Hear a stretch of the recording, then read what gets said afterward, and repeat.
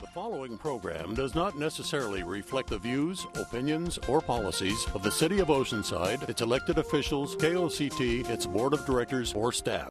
This program brought to you by the caring hands of Tri-City Medical Center.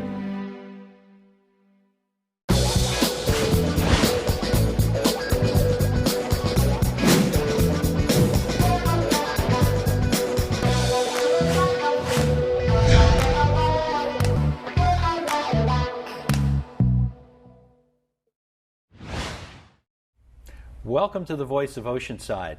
We're going to talk today about Oceanside's CERT program. And this is something you're going to really want to pay attention to, and maybe tell your friends to go check this out on koct.org, because we're going to talk about emergency preparedness for everyone. And that is exactly what the CERT program is about. To explain it to us today, we have Colleen Foster, who is the program manager, and Chief Felipe Rodriguez, who will represent the Oceanside Fire Department, which is the sponsor of this program. Thanks, you two, for coming and joining us on the Voice of Oceanside. You're welcome. Thank you. Colleen, I'm going to start with you. What is CERT? What does it stand for? Let's start with the very basic question. CERT is the Community Emergency Response Team. The idea and program was initially developed in 1985 by the Los Angeles Fire Department. Then in 1987, after the Whittier Narrows earthquake, the fire department basically realized that we need to prepare our community to be able to care for themselves in the event of a major disaster before first responders could arrive. And since then, it organically developed nationwide. It's now a FEMA-sponsored program, and in 2005, the City of Oceanside, with the support of Mayor Jim Wood, started our first program here with our first academy. So we had around 30 graduates in 2005, and since then we've had 11 academies, and we're currently in our 12th academy. Okay, we'll be getting to defining exactly what an academy is, but Chief, I'd like you to explain how this fits into the Oceanside Fire Department. Well, the fire department has realized throughout history here over the last several decades the importance of citizens being prepared, helping themselves, helping their neighbors, and in dire needs, even helping the fire department. For instance, in 1989, after the San Francisco Loma Prieta earthquake, they actually needed citizens to assist the firefighters with establishing what we call a supply line, which is water to the fire engines. So the hydrant systems were down, so they actually pumped from the bay all the way to the fire engines by utilizing citizens to help with the hose lines. So here in Oceanside, we realized that we want our citizens to be prepared to help themselves, help their neighbors, and if needed, if we truly do need them to assist us, we will call upon them. But we want to ensure that they're prepared and they're ready to be called upon in time of need. So currently we sponsor the Oceanside CERT program in conjunction with San Diego County Unified Disaster Council. They give authority for us to oversee the program here in Oceanside, and we encourage all of the citizens to be prepared and to also be a part of the Oceanside CERT program. One of the messages we want to get out of this is that it's a multi-level program. And I think the best way to get a handle on that is if you can explain to us what the Academy is and what kind of training it provides. The best way to start is to really understand what is the goal of CERT, our Community Emergency Response Team. The goal is to train yourself to take care of yourself in the event of the disaster, and to be able to take care of your family and your neighbors. So the Academy is developed to provide basic life-saving skills, including disaster preparedness, fire safety, basic medical operations, search and rescue. There's an array of subjects that are covered over a 10-week period for the residents in order to better train them to be able to care for themselves and their family. All right, let's take some time and actually we not necessarily go through everyone one by one, but I want to give people a feel for what they can expect to learn when they come to the Academy. So just starting with whatever one you want to, let's flesh out those various skill areas that you're talking about. Okay, well, I'll start off with first letting everybody know that currently we don't charge for the Academy. A lot of our equipment that we use is purchased with grant money. FEMA provides some of the material for the students to use. We normally have about 30 to 35 students within an academy. So far we've had about 339, I believe is where we're at. Citizens within Oceanside have been trained. But the Academy starts off with a basic introduction to what is disaster preparedness. What are we trying to accomplish here? And what is a disaster compared to an emergency? It's obviously a large-scale emergency that has gotten out of control. An emergency could be something as simple as a fire, a house or a building fire. A disaster would be multiple blocks on fire, a large-scale earthquake that causes destruction throughout the city. That's what we want people to be prepared for. So we try to train them through this academy how to prepare themselves. So we explain to them what a disaster is. And then we move on into fire safety, very basic instruction on how to use an extinguisher. We do not want them to become firefighters and run into burning buildings, but if it's a small enough fire that they can extinguish rapidly, normally we say within 5 seconds, we want them to use an extinguisher and extinguish that fire so it doesn't grow and catch other things on fire. Let me get the context of this. Is this a group going through a program as opposed to individual training? So there would be a class? It would be in a class setting. We do have a group, 30 to 35 members, and each one is given an opportunity to learn how to use an extinguisher. We move on to other subjects, search and rescue, light search and rescue, basic, a home that is stable enough to walk into. First aid, basic first aid, how to stop a small bleed from progressing to become some type of a hemorrhage. And those are the basic things that we want them to understand. Disaster psychology as well is another topic that we cover. And we have people come in and speak about the disaster psychology that affects people after an emergency. Terrorism, basic things about that. We try to cover this over that 10-week period. We bring in additional people such as CPR, friends and family CPR is what we call it. So basic training on that as well. And obviously it's not 10 weeks every day. So what's the format? Generally, our format in Oceanside is it's one evening a week for a 10-week period. So right now our current academy is meeting on Thursday evenings from 6 to 8:30 p.m. and each week they have a different topic, and they're engaged in not only classroom lecture type learning style, but they're also engaged in hands-on activities. For example, in our search and rescue class, they're able to learn different carries in order how to take a person in your home out of your home safely, physically safely. They learn basic skills such as cribbing, which is trying to lift materials off of somebody that maybe has been buried in a disaster. So very basic skills, but also hands-on. However, we do frame our classes to ensure that anybody of every ability can participate. Safety is our #1 priority within the CERT program. And where does the training occur? We conduct the training at the Fire Training Center here in Oceanside. That's where we run our actual fire academies and regular training throughout the year for our firefighters. But the training occurs there, and that facility allows us a lot of space. It gives us the ability to show the participants how to do basic things like shut off utilities. How many people that maybe even watching this program might not even know how to shut off their own electrical panel or their gas in case of a gas leak. Those are the basic things that we teach them, and that facility there allows us that opportunity to be able to teach people in a safe setting and be able to provide good instruction for them. So I would imagine, it sounds to me like as a teacher for 20 years here, I can hear a homework assignment there. So you would go home and find that out, right? So you would apply that learning that evening by going home and saying, where can I shut stuff off? And for instance, the electrical panel or gas shut off. We don't want people just shutting them off for no reason, but we encourage them to go home and find where their electrical panel is, find where their gas meter is, where their water meter is, and understand if there was an emergency here or a disaster where the firefighters may be delayed because they're responding to a larger incident elsewhere within the city and may not be able to come here within the next 20 minutes to shut my gas off, how would I do that safely and exit my home? How would I shut my power off? So we encourage them to go find those the panel and the gas meter, and if they have questions, they can come back the following week and we can help them through any difficulties they might have on trying to find those. Is there a hardware side to this training of the appropriate tools and supplies to have around? That's actually one of our first few classes in the academy period. Goes over not only the basics of disaster preparedness, but how to prepare yourself, how to build your own disaster kit. So in general, we teach people what should go into your disaster bag. Towards the end of the academy, we actually work to provide a disaster go bag that will have CERT-related materials in it. But we really encourage our participants to develop their own bag, to go back to their family and develop disaster kits for their family members, and maybe even encourage their neighbors to do that. And then hopefully they can utilize that kit throughout the academy.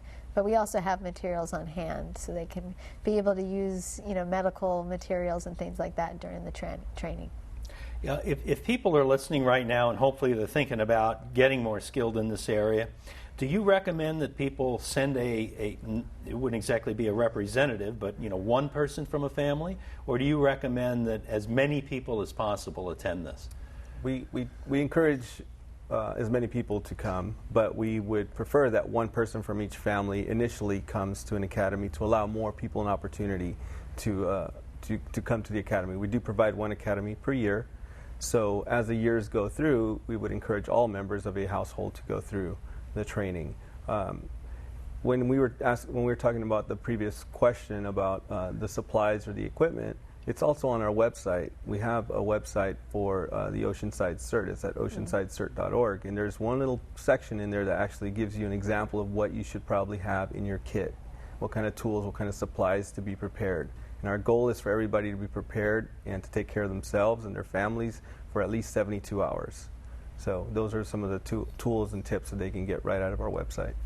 And how many years since the first graduating class? We had our first graduating class in 2005. Okay, so since that time, are you seeing a fairly even distribution of people who respond to this opportunity, or are there certain areas or demographics that are sort of leaving themselves out, opting out by choice? We traditionally get more people who may be retired and have a little bit more time. But in the current academy that we have now, I believe we have a young man that's about 21 years old, is our youngest, and then our oldest are retired people who have retired from their jobs and want to stay involved and become part of a really good program and part of the community and be prepared and be the leader of their neighborhood. For instance, if there was an emergency or a disaster, they can help their neighbors and assist them with staying safe until emergency responders arrive. So we do have a wide variety of people within the class as far as age demographics go. But primarily it's our population of retired personnel, retired people that come to the classes. But we get families, we get husbands, wives, and that come to them. It's time for our first break. When we come back, I want to expand on your comment about reaching out and helping neighbors, because that's sort of the next level of it. And we'll get to that after a short break. Stay with us. We will be back with more information about Oceanside's CERT program. Stay with us. The city of Oceanside was created in 1888, and this year is celebrating its 125th anniversary. Our city has a proud and diverse history, and this legacy will be commemorated with many events, historical programs, walks, and celebrations. Here are the events occurring within the next few months.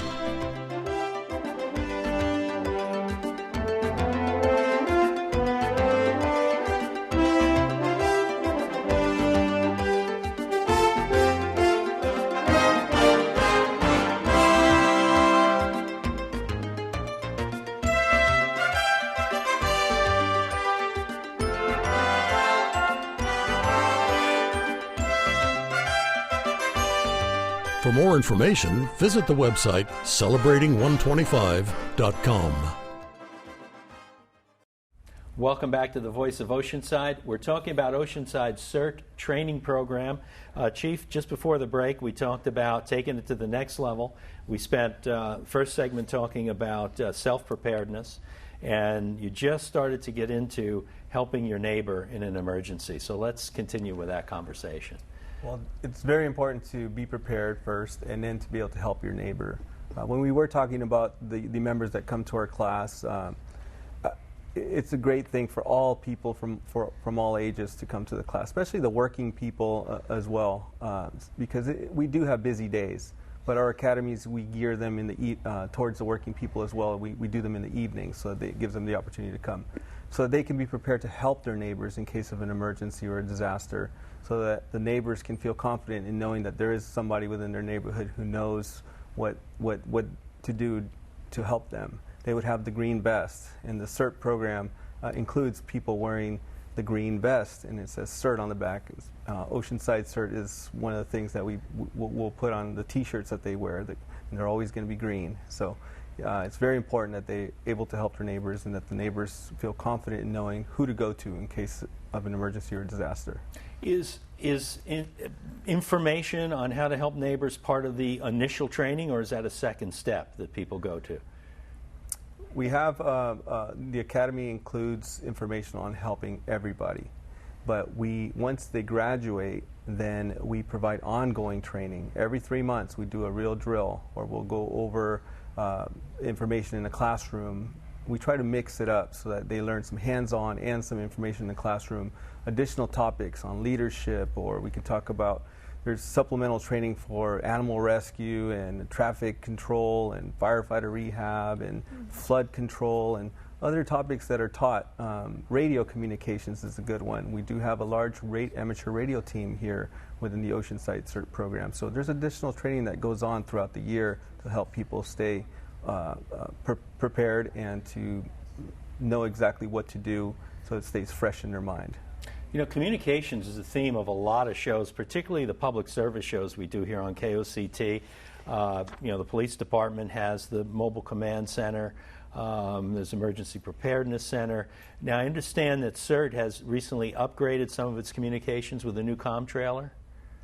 Yes, recently the CERT team, in conjunction with the fire department, since we're the sponsoring agency, we teamed up to have a group of trained individuals ready to deploy a trailer, a communications trailer for us, so that if the fire department were to be at a large wildland type fire, say on the north end of our city where Camp Pendleton and Oceanside meet up, there's a lot of wildland type area there, and we have communication capabilities, but if we wanted better communication capabilities, they can bring the trailer closer, set up the tower, have a repeater system so that we can communicate with each other.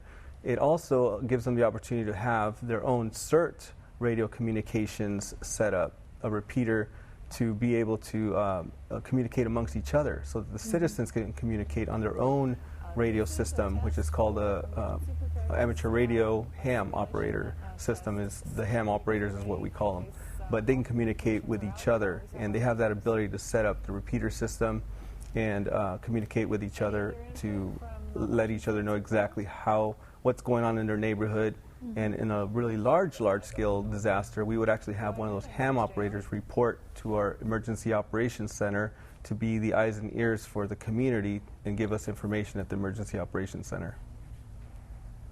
Colleen, you look like you're going to say something. Now, I just like to go a little bit back to helping your neighbor. What's great about the CERT program is it's very much community-based. So after going through your training, you're more aware of what you need to do in order to take care of your family. But you also become aware of your neighbors. You get to know who in your neighborhood might not be able to move around easily, who is somebody that's going to need additional help if there is a major earthquake. So you know to check on them. So we really teach our members that you're a leader within your neighborhood and in your community. And when you get into these greater communication systems, it allows each community to be able to communicate with one another. It basically voids the isolation that disasters could bring. You know, it sounds to me like Oceanside's going above and beyond whatever the minimum is for this, the sort of FEMA minimum on the CERT program. Is that because we have a board here in the Oceanside FEMA, or? It's indeed because of the participation from our own Oceanside CERT members and the support that we've received. Oceanside CERT, since 2005, has organized to develop its program into a 501c3 nonprofit organization. We have a CERT board, a more active group within the CERT community that really focuses on setting up events, supporting events, and also focuses on fundraising so they can sponsor additional equipment for the trainings and trailers and things like that. What sort of events are we talking about?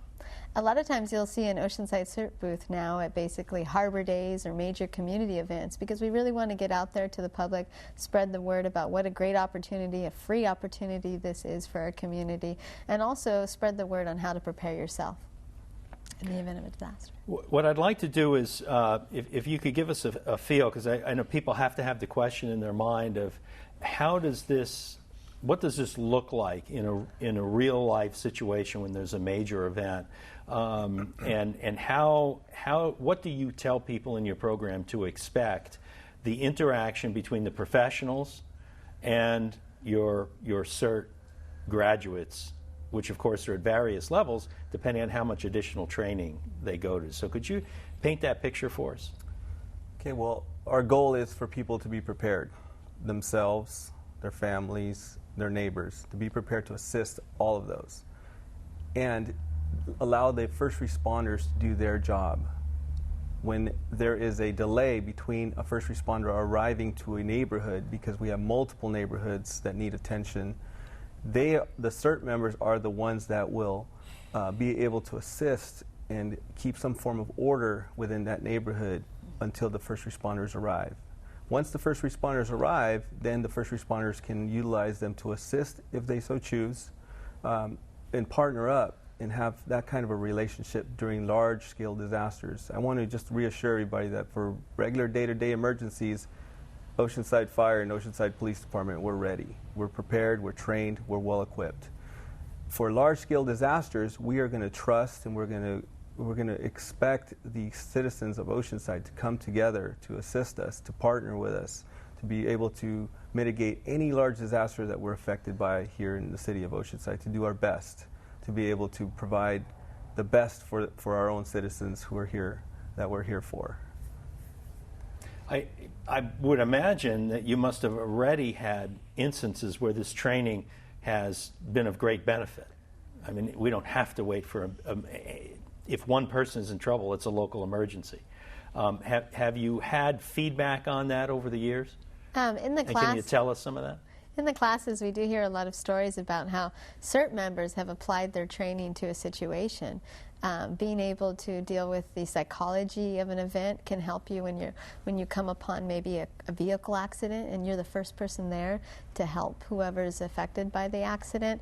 A lot of our members said that the CERT training helped them remain calm, during the recent energy blackout events that happened in the past few years and during fire events. So in general, it allows people to feel that they're prepared and to be able to deal with small emergencies and large emergencies.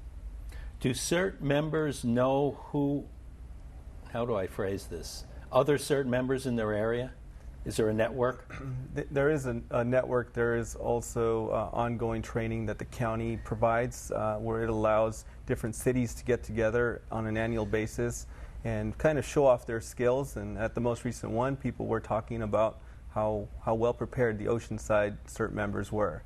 But they are a tight-knit community throughout San Diego County. I would say throughout the United States, they're able to communicate via radio now. But the ham operators are really connected with each other, and they talk on a weekly basis on the net.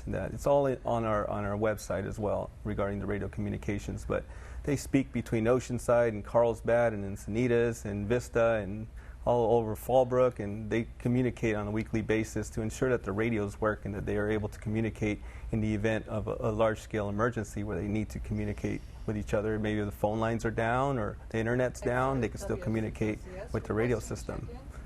So that's interesting. It's one of the oldest technologies that's still in use to communicate, and it's probably the most reliable in an emergency.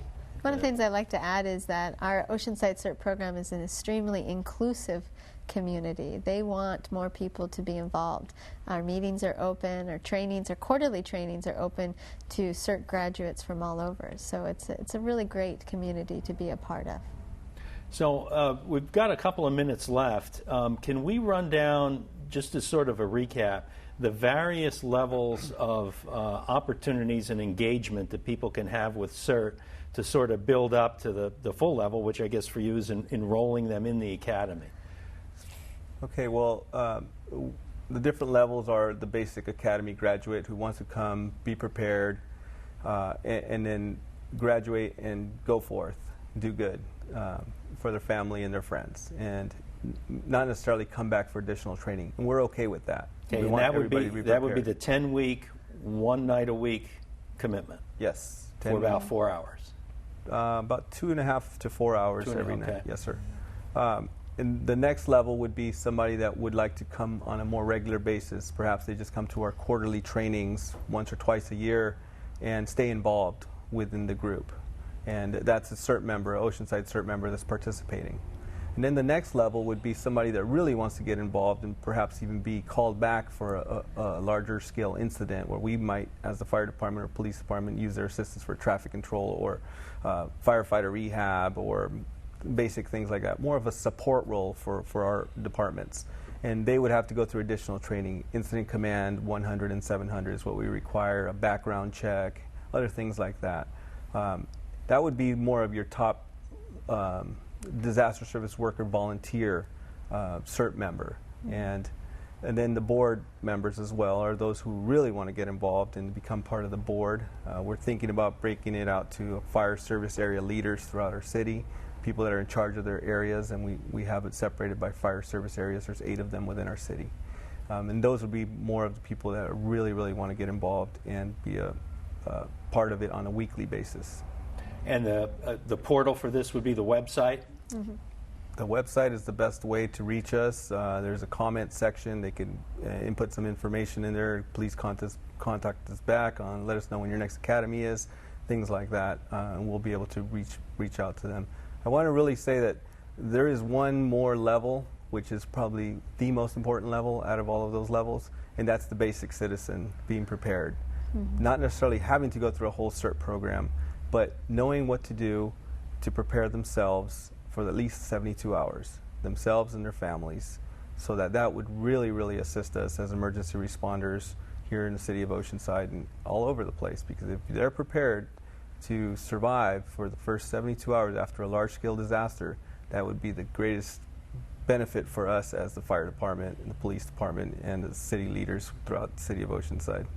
Well, that's a great way to end the program, and that's what we're going to do because we're out of time. But, Chief, that's a great challenge you've thrown out to our viewers. You've heard it. Are you prepared? If you're not, the City of Oceanside CERT program is willing to come to your assistance at no charge to train you to be competent during those critical first 72 hours in an emergency. Thanks for watching this version of the Voice of Oceanside. Remember, this and all Voice of Oceanside programs are available for download at koct.org. Thanks for watching.